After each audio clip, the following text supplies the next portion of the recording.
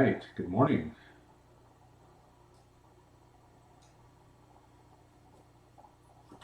Good morning, class. I think that going online is certainly nicer than driving around in the hail and everything. Yesterday I went to campus and there was definitely a bit of hail happening right as I was leaving my house. So again, I'm thankful for the chance to teach from here. Hopefully you agree. Today we're going to be talking about adsorption processes, and really that does include desorption, although most of the time we'll be thinking about it in terms of the adsorption side of the process. And before we get going too much, I have a couple things to say about class in general. First, we've got today, Tuesday, and then a week from today is actually the last class date before the exams. The semester has been kind of a strange one, feels pretty compressed, and so that's going to be our exam review date, and then we'll have the exam the following week at whatever time is prescribed. And the exam will be in person and in our normal classroom. I have yet to post a homework for you. I will do that later today.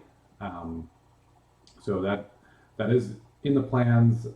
I will post that, and I'm also going to try to get your homework 2 graded and back to you by Tuesday.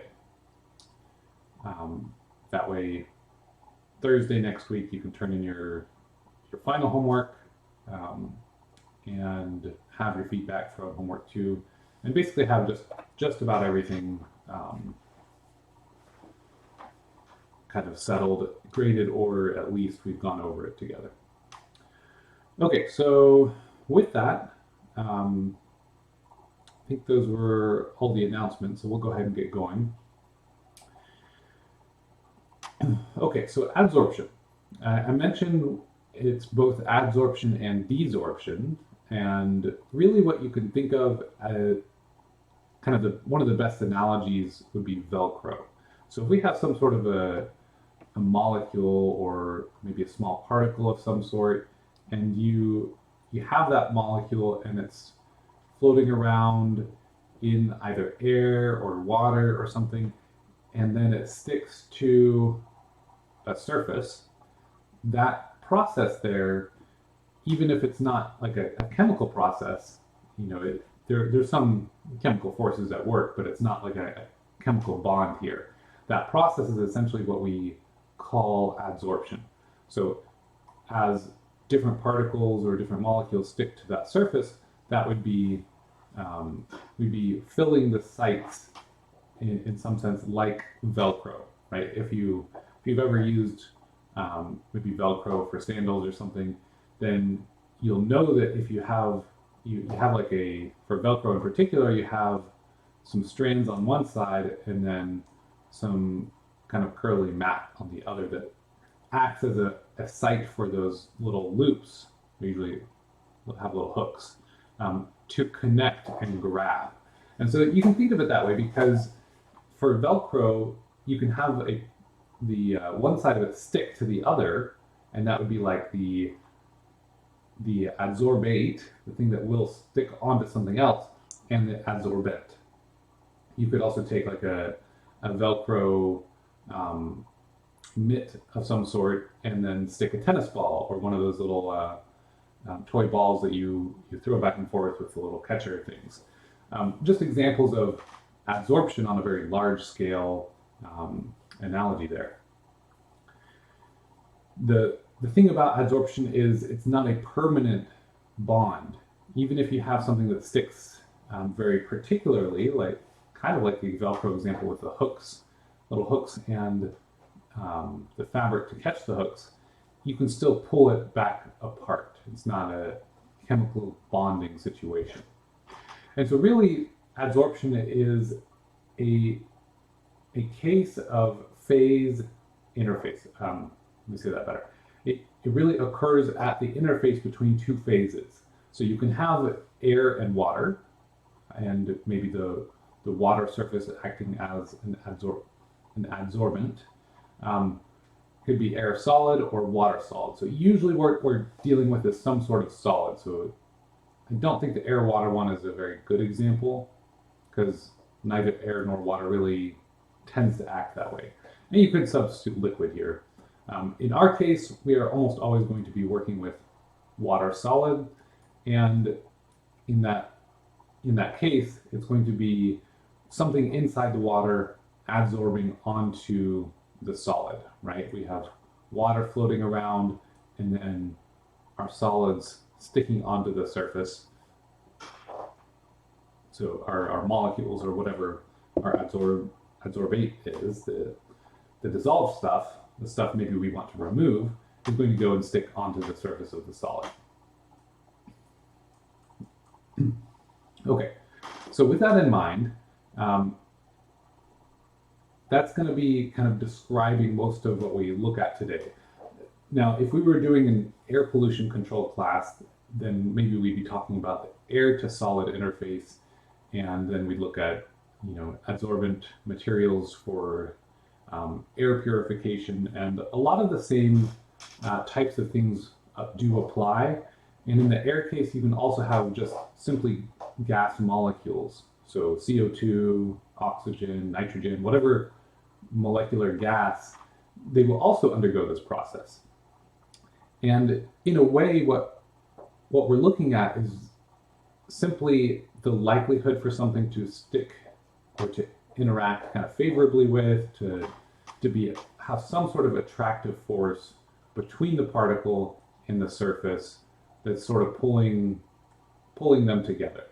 And so one thing to remember is the discussions we had when we were talking about colloidal stability. The two particles, and maybe they're charged, and they have van der Waals forces that would attract them, but there's electrostatic forces pushing them apart, right? So the same types of things are going to be at play. We will have electrostatic, and we will have these van der Waals. And these van der Waals forces are really the forces that are going to be responsible for attracting and causing the stickiness to happen. When we talk about a surface, like this little sketch I have over on the side, one of the most important concepts about the surface itself is the concentration of adsorption sites. And so in some way we define a given surface, say here, by how much surface area there is. So in this little sketch here, you can define the surface area just by that flat line. However, if you had a more complicated surface, and you had some material that had lots of dips and holes and valleys, and lots of three-dimensional structure within that surface where the solid meets the other phase, then your little particles can go and stick in all sorts of places, and that gives you really a much higher surface area if you've got particles ending up in all sorts of places in here, right? That's going to be a much higher surface area than just the flat plane. And so this is essentially one of the kind of design criteria if you're looking at designing the adsorbent itself. And it's also one thing that we need to measure, and one way to characterize our adsorbent materials to see, okay, how effective really are they? And most of the time we're going to define that as kind of a surface area per mass in terms of the concentration of adsorption sites.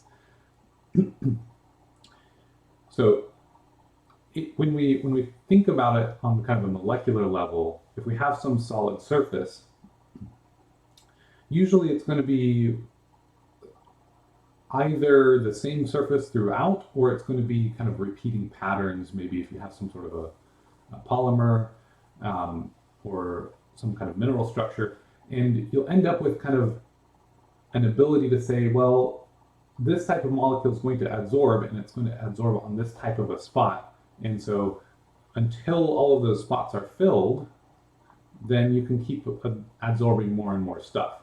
So there is a bit of a practical limit. Eventually you're going to saturate your material and no longer going to be able to adsorb molecules or macromolecules, whatever your adsorption you're doing. And it'll be completely filled. And again, going back to the Velcro example, if you get a bunch of dog hair and fuzz and things into the sticky part of the Velcro, you've essentially taken all those adsorption sites. So it can no longer, or maybe it doesn't work as well, or it doesn't work at all. Okay, so a few common materials to know about specifically for water treatment here.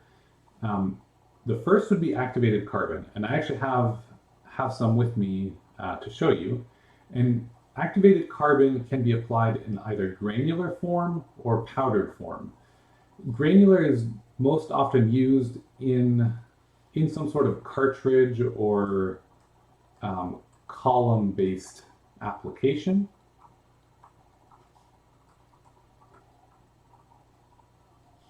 Whereas the powdered, so that's granular is GAC, or powdered is PAC. The powdered, this is just applied in kind of a batch case. You stir it around, then you do sedimentation or filtration or something.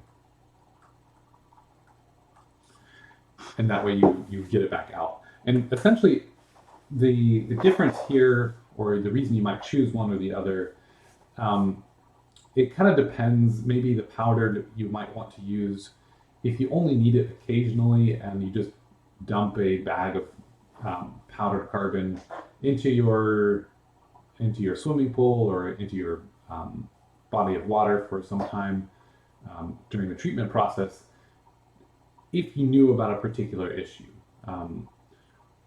Otherwise, it's fairly typical to have a granular activated carbon setup where it's going to act a lot like granular filtration, where you're just pouring water through that porous media, and as the water is traveling through the grains, there's plenty of time for the water or the solutes in the water that you're trying to remove to adsorb onto these adsorption sites. It turns out that activated carbon, and we'll see a couple images in a minute, has a very, very high surface area based on the way it's created.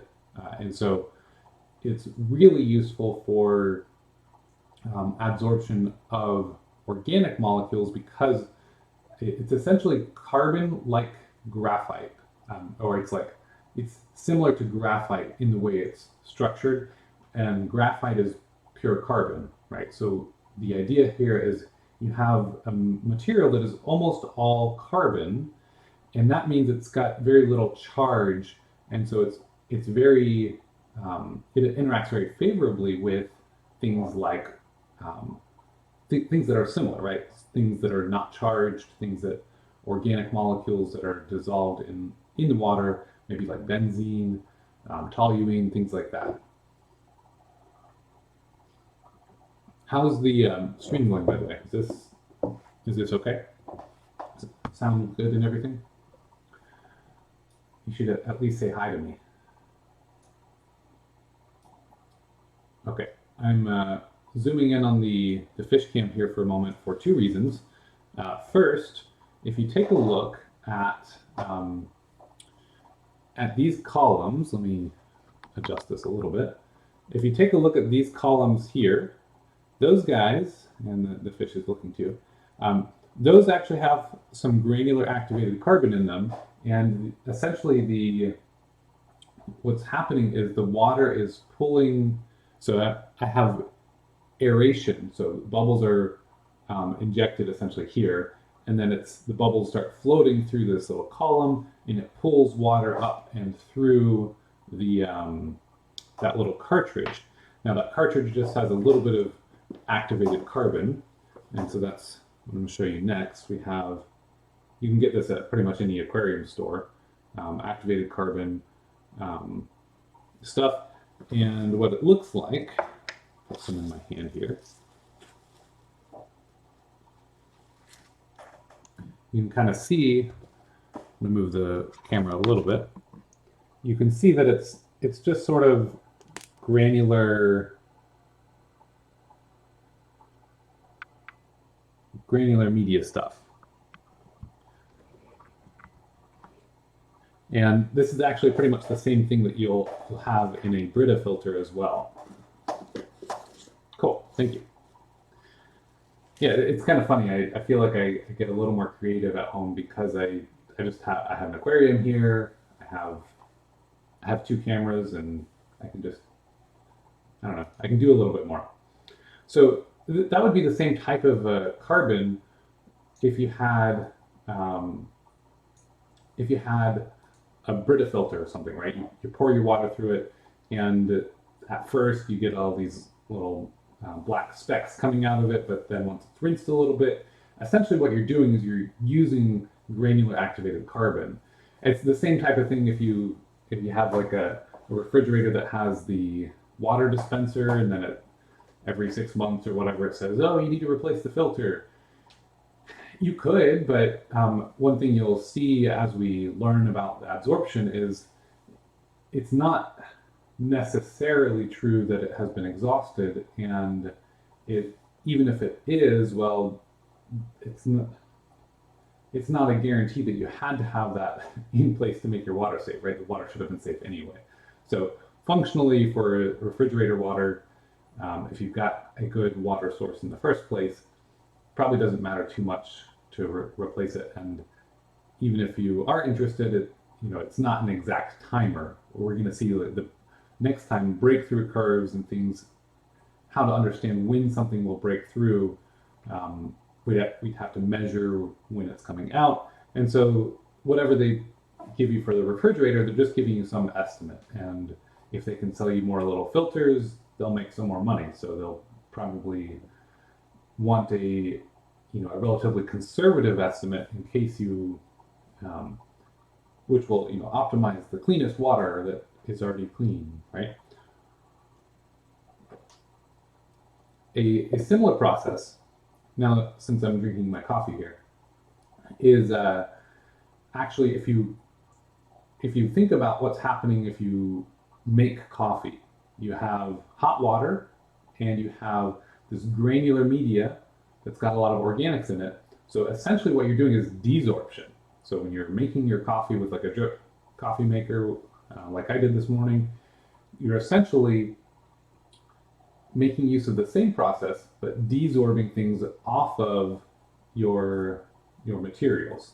And in this case, of course, it's coffee beans that have been roasted, and you're kind of optimized.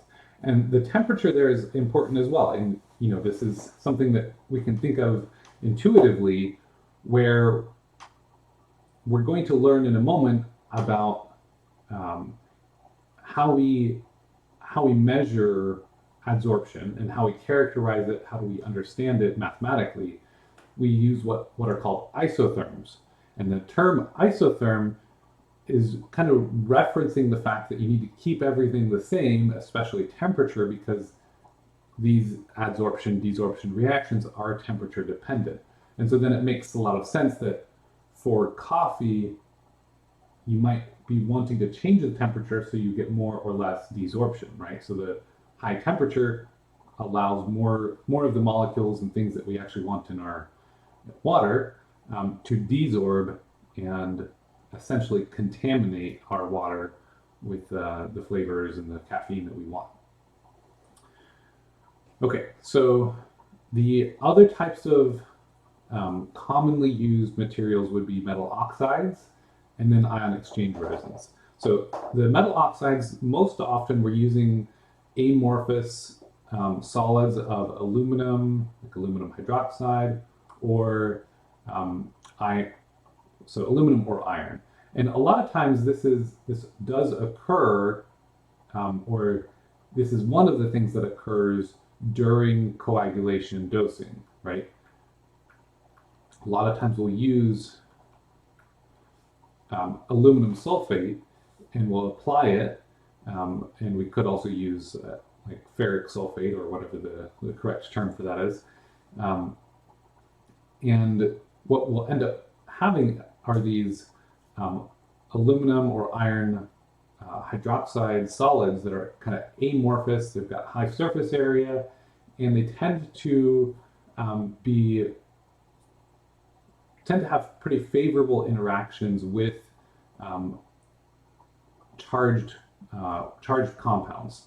So natural organic matter, for example, has some charge characteristics, especially depending on the pH. If you consider a complex organic molecule, you'll remember they have all sorts of different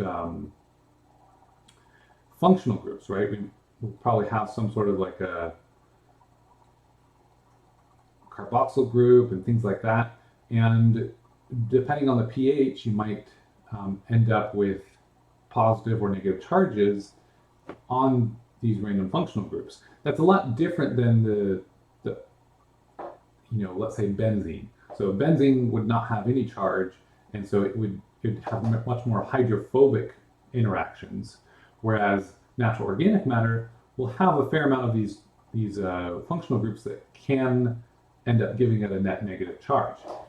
So in terms of reducing natural organic matter, one way to do it is to use this type of adsorbent, and you might be able to do that simply in your coagulation dosing if you decide to use this type of thing and promote that these amorphous metal oxides.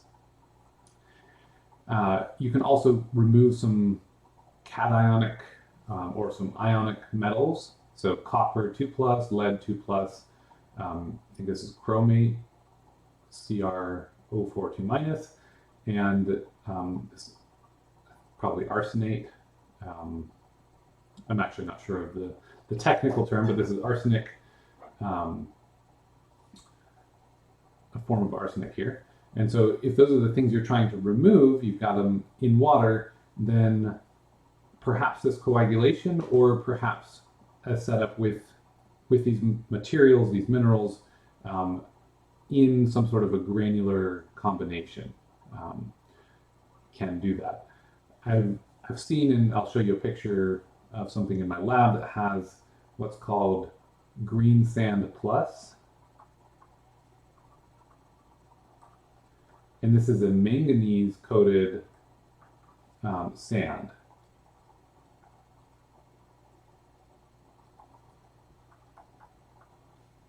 And so there's some interesting chemistry there as well in terms of what that manganese, it interacts well and helps remove iron and arsenic and some similar compounds.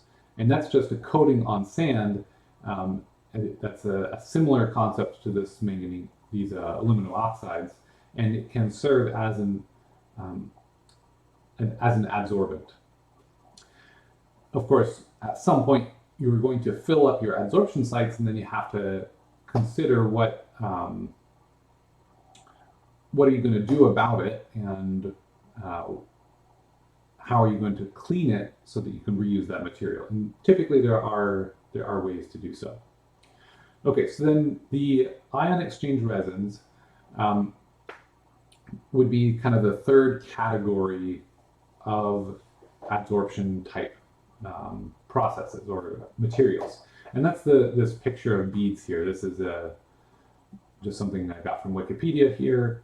It's essentially, these are tiny beads of cross-linked polymers, so just little polymer plastic type beads. Maybe they are a little bit, maybe they're able to absorb with a bee a bit of water, so they might be, what's the word?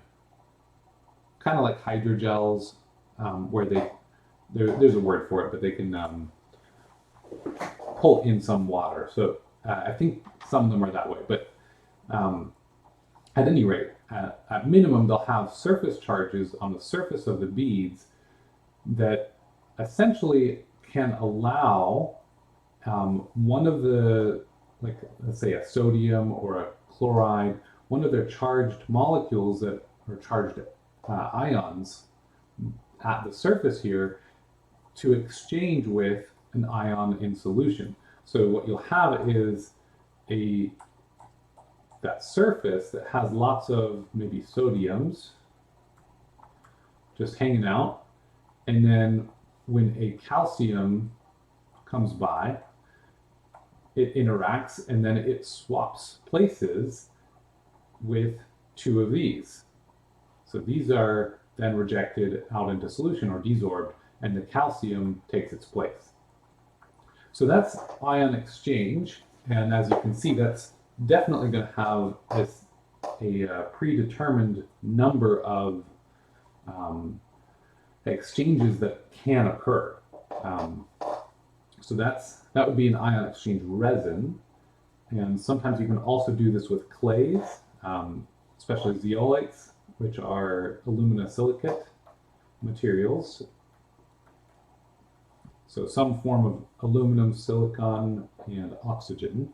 Probably some other atoms mixed in,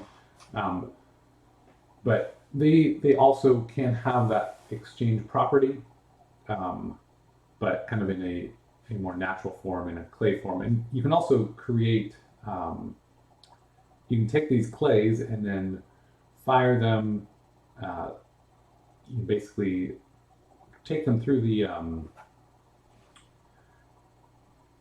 you put them in a furnace and then set them so they become kind of a brittle material, and then use them as a kind of a solid material for your process. So those are used sometimes, and if you set up a system correctly, you can actually get ion exchange in such a way that you have a net deionization of the water. So if you have your cationic working at the same time as your anionic, you can potentially have a situation where you are keeping charge balanced in your solution, because that's kind of one of our chemical principles, is you have to maintain charge balance in solution. So if you're removing both charges and then substituting, you take a calcium and you give back two protons, two H pluses. In that sense, the H plus from this side and the OH minus that's released from the anion side, if you have that happening on both sides, you could end up, we know that H plus and OH minus are in equilibrium with water. So really what you're just doing is adding water back into the solution. So there is a way to actually have some deionization if you set up an ion exchange process properly.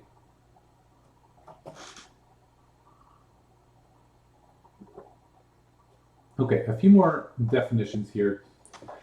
And I'd like to start with describing the difference here between adsorption and absorption with a B, so D versus B, versus some sorbent or something that sorbs or desorbs or a sorbate, right? So all of these terms that are all seemingly almost the same. The issue here is for adsorb, you think add, so you're adding something to a surface and then it's on the surface. It has been added. If you're thinking with a B, ab, you're thinking of abducting something, right? So, if you were to abduct something, let's say let's not use the child example. Let's say you're abducting a dog, and somebody thinks you're abducting it, but really you're just trying to rescue it. You thought it was a stray. What you're going to do is you're going to take it inside your vehicle or home or whatever, right? When you say something has been abducted by aliens, you're meaning, it almost always includes that connotation that somebody was taken into the alien spacecraft, right? And taken within. So that's just kind of a Latin root sort of a deal where it's add is adding to the surface, ab, it's coming within. And it's probably also where we get abdomen. It's like that inner place. It's kind of in the middle of the body. Okay, so that's the distinction here between adsorption and absorption. So you probably, growing up, you've probably thought about absorption and heard about it, like, oh, the towel is very absorbent. The sponge is good at absorbing water, and it's taking the water within the structure of the material itself. It's on the inside. It's not just stuck on the surface.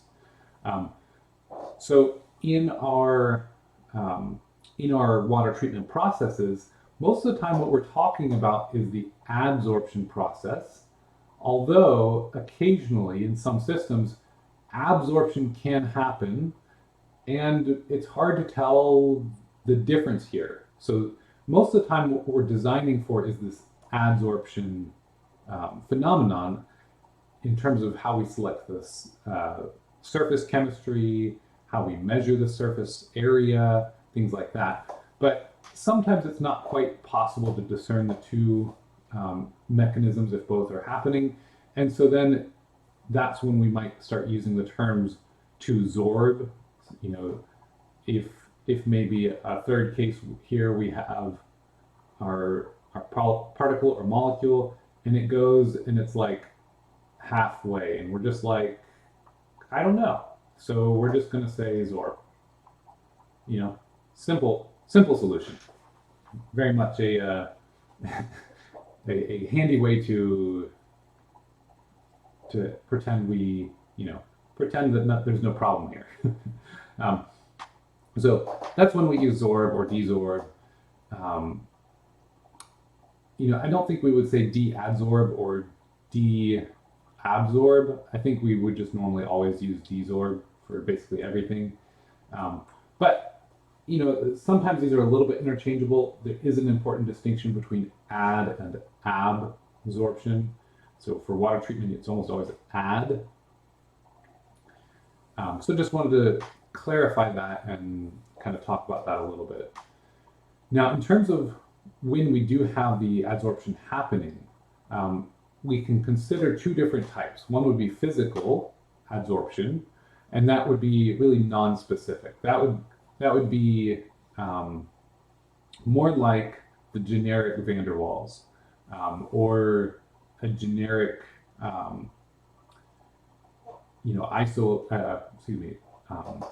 generic electrostatic attraction.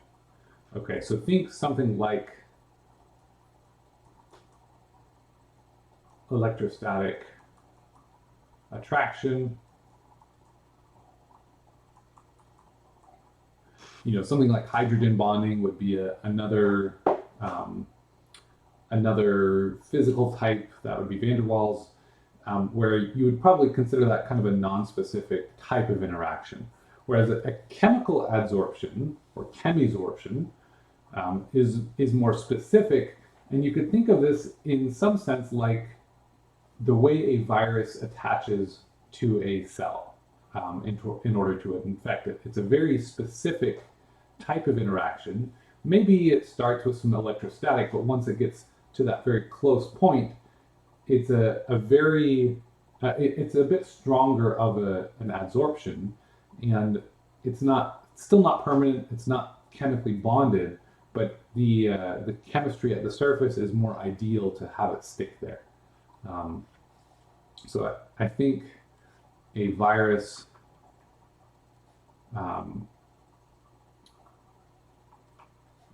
on a cell is probably a good example, because they have the specific proteins and things to really meet and match the site. And of course that triggers some other processes where the virus infects and becomes a different picture there. Then there's absorption happening, right? the virus is being absorbed.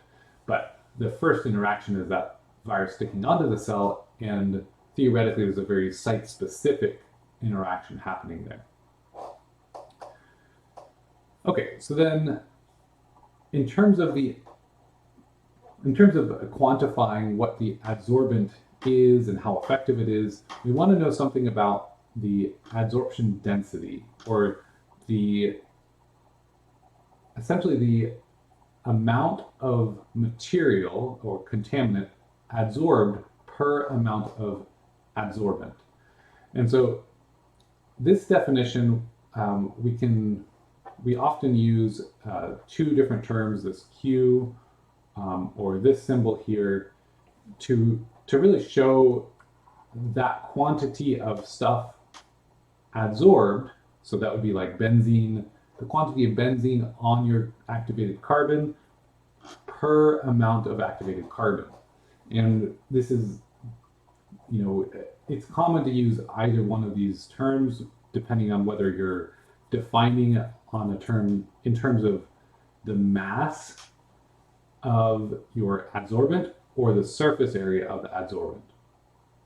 Most of the time we'll just stick with mass. For our class we'll stick with mass, and so we'll use Q.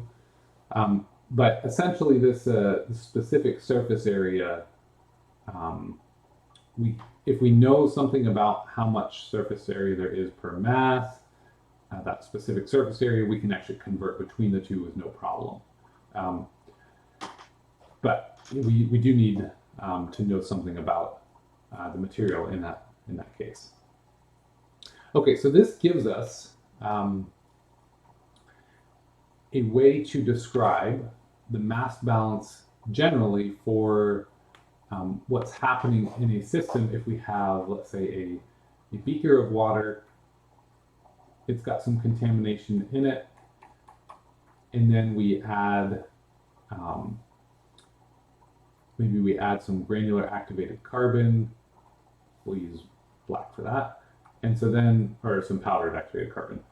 And so when we add the powdered activated carbon, essentially what's going to happen is we're going to have the blue dot chemicals here start sticking to the carbon, and once we've reached some sort of equilibrium, there'll be a little bit of desorption happening and simultaneously some adsorption. We reach some sort of equilibrium, and then we can take a look and see, okay, well, what's the concentration of that species that has adsorbed in milligrams per liter of whatever contaminant that is. And then we can say that the concentration that has been adsorbed is going to equal the adsorption density, which is the milligrams of stuff adsorbed per mass of activated carbon in this case, per mass of that adsorbent, multiplied by the concentration of the adsorbent material, right? The grams of activated carbon per liter of solution. So this is the adsorbent,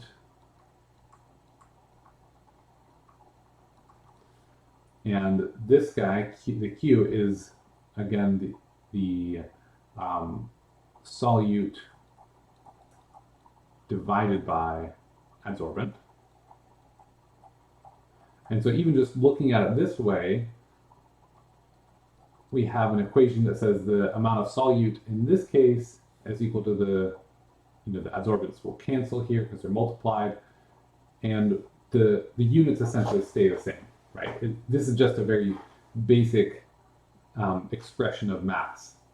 The amount of mass absorbed is the amount of mass per mass times the amount of mass per volume of solution. So it's just expanding that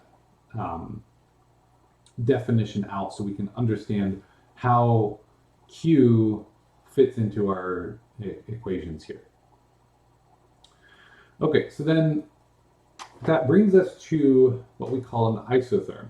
And an isotherm is really kind of a mathematical model or description, or maybe an observation of how how much we will have, how much mass we will have of a solute adsorbed onto a given adsorbent material, given some amount of concentration of the solute itself. And so it'll be probably easier to take a look at this graphically. So remember, this is on the y-axis, this is the adsorption density, Q. So that means the higher we go here, the more mass of the chemical is on our activated carbon. So the higher we go, that means the more packed the carbon is with the contaminant, okay? And then on the x-axis, we have dissolved concentration of that contaminant. So as you might expect, you increase the amount of contaminant in solution, you'll have a higher amount of contaminant on your adsorbent. So it's just a direct relationship here, and this is assuming you've reached equilibrium. So you have to reach equilibrium in order to be able to see, okay, how much is adsorbing here, and then we can know something about the surface area of our material and the propensity for our contaminant to stick onto that material. So that's the purpose of these isotherms. And again, this is temperature dependent. So thinking about coffee, we are essentially manipulating this in reverse to have desorption in order to get, maybe if coffee, like caffeine, for example, on a roasted coffee bean has some isotherm that looks like one of these, then, maybe what we want is to go from a place where there's a high adsorption density here for a high concentration, and then maybe we want to transform it to be here so that we have, by increasing the temperature maybe, so that there's less remaining on the coffee bean when there's a lot in solution. So that may be a good example of how temperature would impact these isotherms. Okay, so then if you look at these three different isotherms, you could just have a linear fit. Turns out that's not usually a very good approximation for the process, but if there was a linear relationship, that's what it would look like.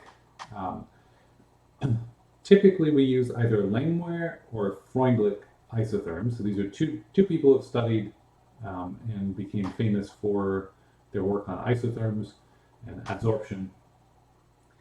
And essentially, we'll talk about it in a moment, but these are based on two different understandings of what's happening at the surface itself. And there are concepts like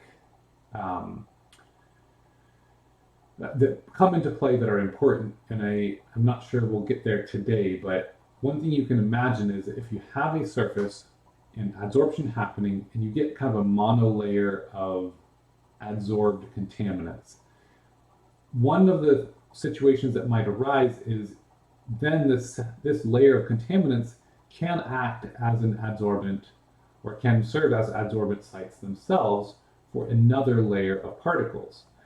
But the property there is going to be different than the bare adsorbent material itself. So in that case, when you start having a higher adsorption density, at some point you've filled all the empty sites, but maybe you still have, maybe you have a second layer or even a third layer of molecules or contaminants, solutes, adsorbing onto that surface. And so for that reason, you would certainly see a decrease, or you certainly could see a decrease in the performance of your system, for example, as that's happening. So that would be one reason you might have a nonlinear relationship. Maybe some materials, it's just simply hard to get, it's not very likely for particles to get all the way into the nooks and crannies, and so you still will be adsorbing some things, but it will take a little while to get those last ones, and so it's just not as favorable of a reaction. in some sense at higher adsorption densities. So these are the different equations that have modeled these, Langmuir and Freundlich. So Freundlich being kind of an exponential one, and Langmuir having a kind of a fraction where you have 1 over that adsorption constant times the concentration. And so there's a few things to look at, early on for some of these, maybe they all appear linear, but after some point they're no longer linear. Okay, so to determine an isotherm, and then even to have some idea of, well, okay, which fit is actually appropriate, so that I can develop some parameters so that I can understand my system and predict what's going to happen, predict how much I really need of this adsorbent material in order to do the job that I want to do. Usually what we do is a batch experiment. We put in the adsorbent material and stir it. We let it sit for a long time to make sure we reach equilibrium. And then we collect data for Q, so the adsorption density, right, how much stuff is adsorbed onto our adsorbent material, and how much is remaining in solution, the C. Because whenever you're having that adsorption happen, you're taking it out of the bulk dissolved phase, right? So at the end of the day, the way you can distinguish these two is really by monitoring, okay, well, what you started with, your C initial, and then, after equilibrium has been reached, you can take all the adsorbent material and maybe let it sediment away or filter it out, and then you have just what's left over in the solution. And so by that mass balance we looked at earlier, or I guess by this mass balance here, mass of the adsorbate, that contaminant, in the system initially is going to be the same as the mass in the system at equilibrium. So the mass is not going to change. And so we can describe it as that initial mass in the volume plus whatever initial mass was stuck to the solids. A lot of times that'll be 0, as our assumption here. And that's going to be equal to the mass in the volume final plus the mass that's now adsorbed onto the solids that are in that volume. So it's very simple mass balance here. And if we start with a clean adsorbent, so nothing on so Q is 0 initially, then we can rearrange that and say, okay, the concentration of stuff on the solids, is what we're interested in monitoring here, is equal to the initial minus final divided by that Q. And you could see that if you set this to 0 and then solve for C on the solids. Okay, so that's kind of our method of understanding how much stuff is on the solids, and then we can develop those isotherms, and depending on which relationship fits best, maybe it's one of these three. There are other isotherms that have been developed, or other models for isotherms, but again, you want to do it at a constant temperature so that you know that the adsorption process is not really changing too much. You don't want your parameters to change during that time. Just gonna get this out of the way. Okay. So a few examples to discuss. First, an engineered system here. If we're using activated carbon, there's a graph here of how quickly a powdered activated carbon dose of 20 milligrams per liter is decreasing a specific contaminant over time. And so given that it's over time, one thing we're looking at is we're not at equilibrium yet. So it's taking a little bit of time to reach equilibrium, and we're looking at the fraction of that contaminant remaining, given a couple different types of water. Actually, I think these are, no, not a couple types of water. This is, or maybe it is. I think it's two different waters and maybe the same pesticide or something like that. Whatever geosmin is. Okay, so a couple things about activated carbon. We talked a bit about it earlier. It was actually first recognized as potentially useful in ancient Greece, and I think that the first time we were really using it for water treatment were, I think the book said 1700s. So people kind of recognized that it could clean up the water a little bit.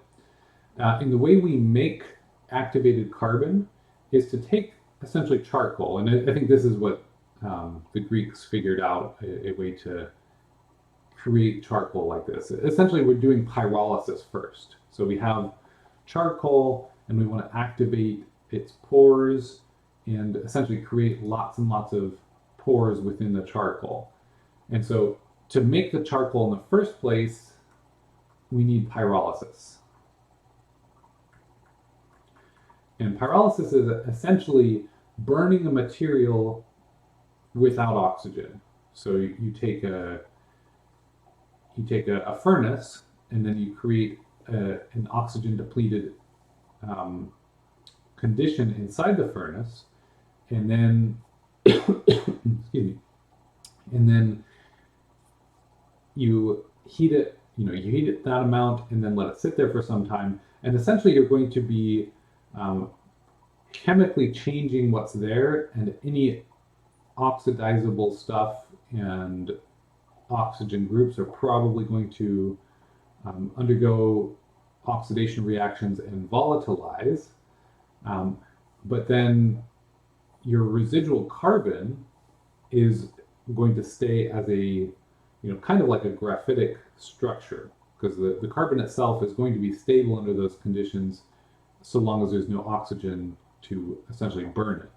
And so what you'll end up with is pretty much an almost completely carbon structure, and a lot of it will be kind of crystalline in nature.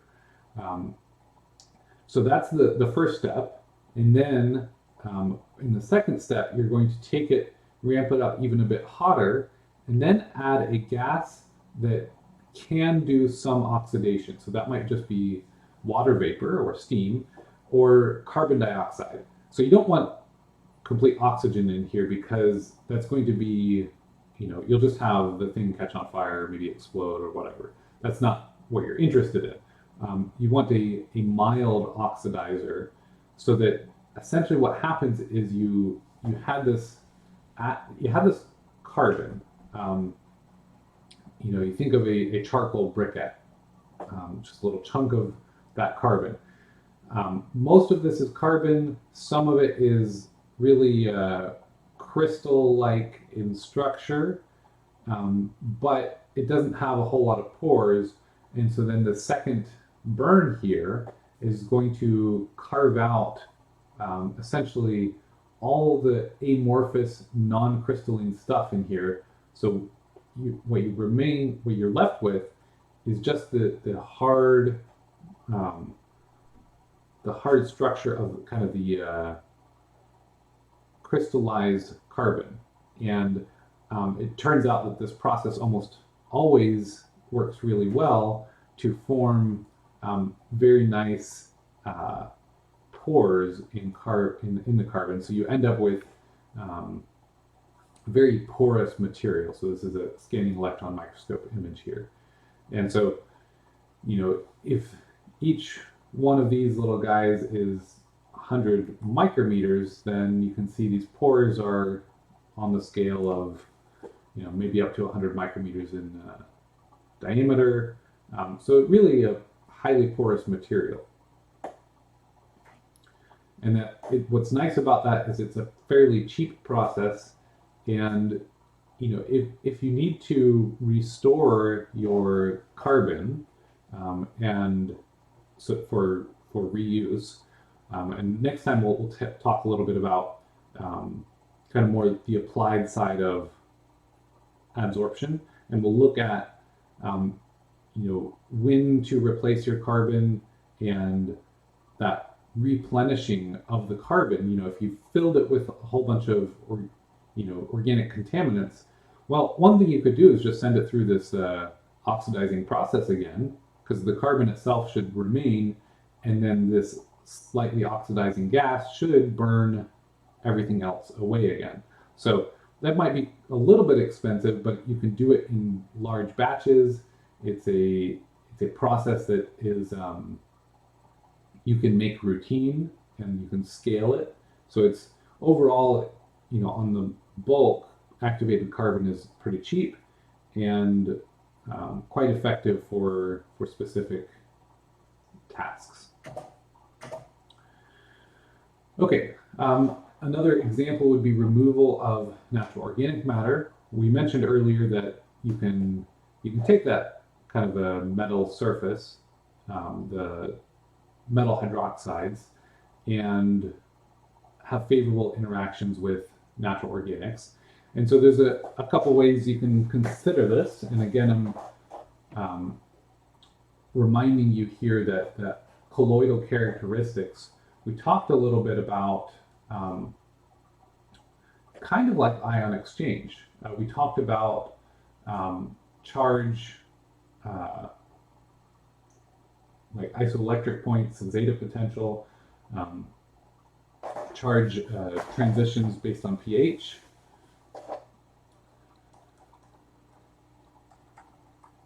and charge substitutions.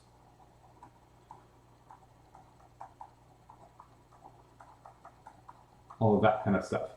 And so when we have some metal oxide and water, we can think of that as some, like this little 3 bars and S, that's just meaning some surface.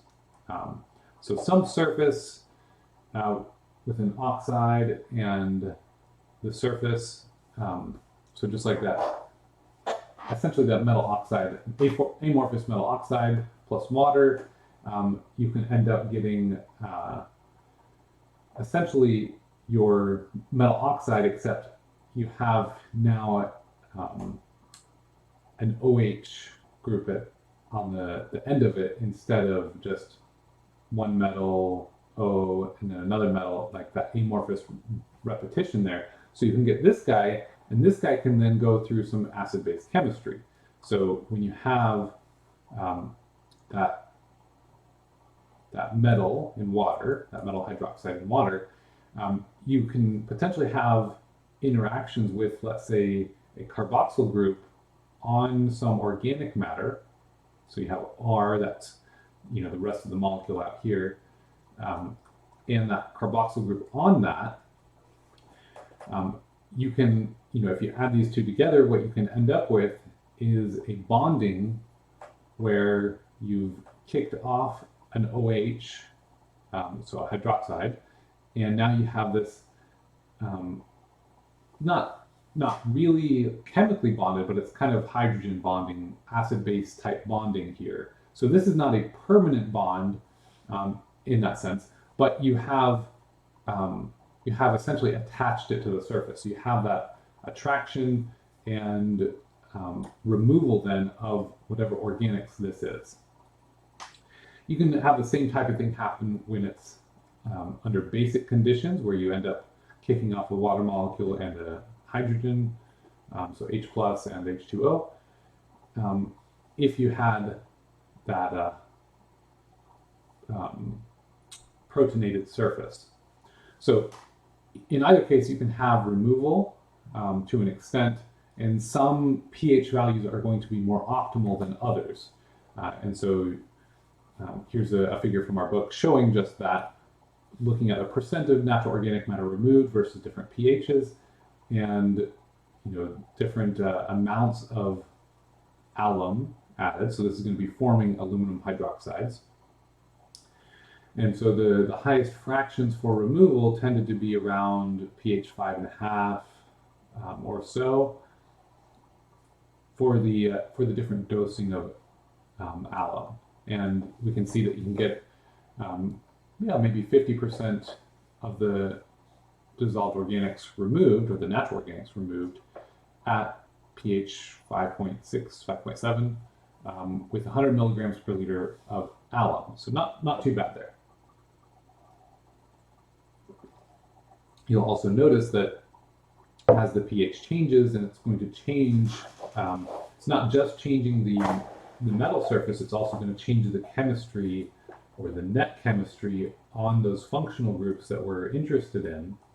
And so as we get to extreme pHs, that those adsorption interactions do certainly change. Okay, so I want to come back briefly to that concept I mentioned earlier about the Freundlich versus the Langmuir isotherms, because there's two general concepts of adsorption, how it works, and how to model it. And so we have first the site binding example, where we have these little stars indicating sites where adsorption can happen, and then we have the molecules adsorbing onto them. And so in this case, we have adsorption sites and adsorbate that can be in solution or there. I believe that's the Langmuir conceptualization, or that's close to it. Whereas the interface transfer type is considering this adsorbent material as sort of an interface between the solid inside here and the bulk solution, and this process is occurring as an interface transfer, where as soon as the molecule hits the surface and sticks there, then it might be transferring into the solid itself. And so that's a different conceptualization of how adsorption happens. And depending on the system, maybe one is more accurate than the other. So, you know, I mentioned that, like, the double layer type stuff, the additional layers of adsorbents acting as, you know, a layer of adsorbate on the adsorbent surface, acting as a new adsorbent layer. Well, certainly that might be the case. It also may be the case that this type of conceptualization may help us understand it. So just wanted to kind of point out another physical interpretation of what might be happening at the surface for these systems. Okay, so then as we think about that, we can look at that adsorption reaction, you know, as if it's a discrete reaction that's occurring. And so for the site binding molecule model, we have an adsorption site plus whatever adsorbent or adsorbate A in solution in water, and that's in equilibrium with, right? These adsorption interactions are essentially equilibrium reactions. And it's going to form a complex of the solid with the molecule, right? SA here. And then the way we would describe the equilibrium constant then would be products over reactants. So the product is that essentially the surface, or maybe the activity of the surface,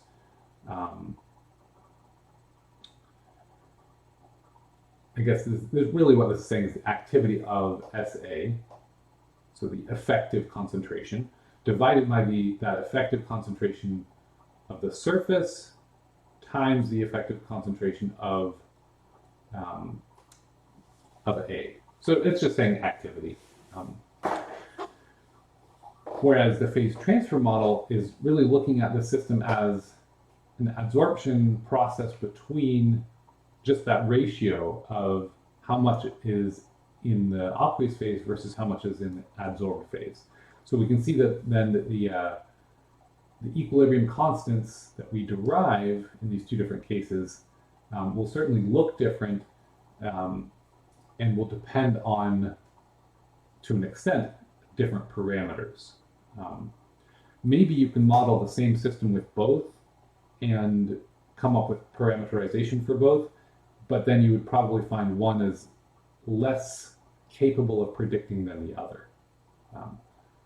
So in some sense, part of studying adsorption is really has to do with selecting a model that fits it the best and understanding why that model fits. Okay, so I want to end with one last example, and that is chromatography. So if you've ever worked in a lab doing any sort of chemistry or analytical stuff, you've probably seen some form of chromatography. I'm going to relate this to liquid chromatography today, but really gas chromatography is operating on the same types of principles, and there's chromatography is a more general term. So in particular, HPLC, so high performance liquid chromatography, is what I'm showing a model of here, where we have essentially a few particular items in the system to make it work. We have some sort of solvent. We call that the mobile phase, and we're pumping that through our system and into a column. Now, along the way, we add our sample. So we add some amount of our solution, whatever it is that we're trying to study. We add it into the stream and let it go through our column. Now, the column itself is going to be essentially our adsorption column. That's where the adsorption comes into play. That's where the chromatography is occurring. After that, we usually have some sort of detector. In the case of an HPLC, maybe it's a UV detector, maybe it's a mass spectrometer, maybe it's maybe a fluorescence detector, something like that.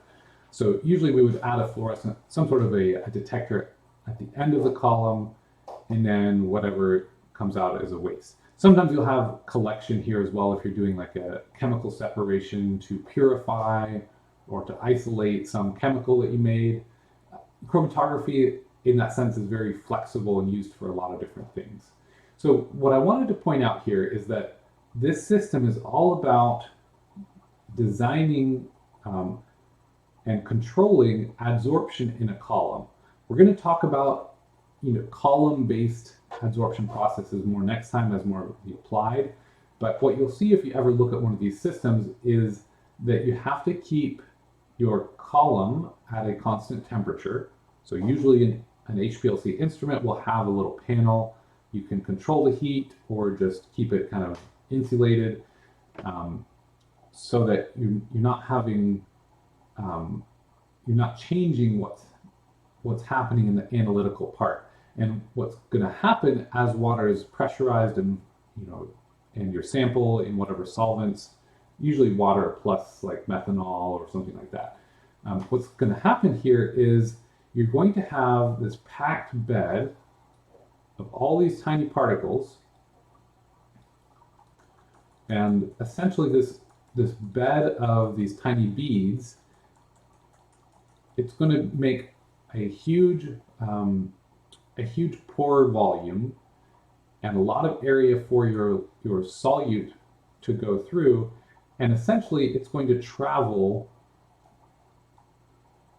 and as your sample travels through this this column, the beads or these adsorbent materials will slow down some molecules more than others. So your solvents will come out pretty much first, and then all the molecules that are passing through this pore space, depending on how attractive the column adsorbent is, and a lot of times it'll be like a C18 column or something like that, or C8. That means essentially you've got a 18 carbon chain attached to a silica group or like a silica bead or something. And then this long chain, 18 carbon chain, is going to be touching and interacting with and kind of grabbing at whatever molecules are passing through. So if your molecule that's passing through is highly charged, chances are it's not going to interact very much with this this carbon chain, because this carbon chain is pretty hydrophobic. But if you have something like benzene or something that is more hydrophobic itself, it's going to be sticking to these chains, and it's going to be slowed down. So as the solution is passing through, you're going to have a slowing of some molecules more than others. And then once you're reading this with your detector, what you'll find is as you're passing your solvents through over time, as the molecules are passing through the system, you end up able to sort your molecules. The ones that come out first over here, this would be probably your solvents coming out, and it just makes your detector kind of wiggle a little bit. And then in this case, we are using a UV detector at 210 nanometers. And I just got this image from the web, so this is not my data, and I'm not meaning to, I'm just showing this as an example, right? So this molecule here, I think that's caffeine, apparently comes out pretty early. And then you can look, and as these molecules get more and more hydrophobic, or at least perhaps that's part of the thing. Sometimes it might depend on the size of the molecules. It's also going to depend on the type of column, right? There's different types of materials you can load in here. You could have a longer column or a shorter column. But essentially you get this separation, and that separation is a very handy tool, because there's two things. One, you can distinguish one molecule from the next, but two, you're also concentrating this molecule into this small area of time. And so to take a very small sample to begin with, and then compress your signal down even more, you have a larger detection or a smaller detection limit. So you're capable of detecting at smaller concentrations. So for all of these reasons, the adsorption process gives us a very strong tool here for liquid chromatography. And for chromatography in general, this is the same for gas chromatography and other things. Okay, last thing here, just showing you, I have a few granular activated carbon and manganese oxide columns in my lab that was given to the lab as just kind of demonstration things. If you're ever curious, feel free to stop by. We can clean tap water with it. We need to add a pump to, if we're ever going to treat some sort of dirty water, but right now it can clean, it's hooked up to the tap so we can run it, and essentially it's just going to purify tap water. But this has anthracite and that green sand plus manganese coated sand. And so it operates in part as an adsorbent column. Excuse me. It's also doing kind of granular filtration, but okay. Any questions or comments? So again, we'll have one more class. I'll feed the fish for you guys. We'll have one more class next week, and then an exam review, and then our final exam. So let me know if you got any questions.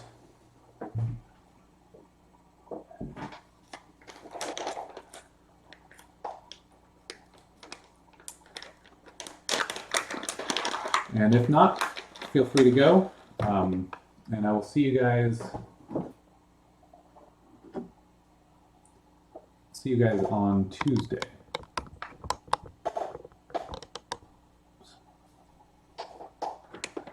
I think the fish is a little scared. But You're welcome.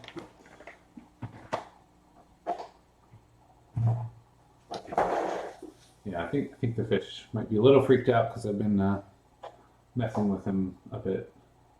No, here he is.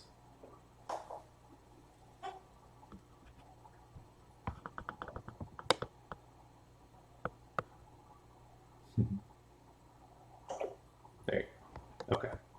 All right. With that, I'll talk to you guys. I'll see you guys next week. Have a good weekend.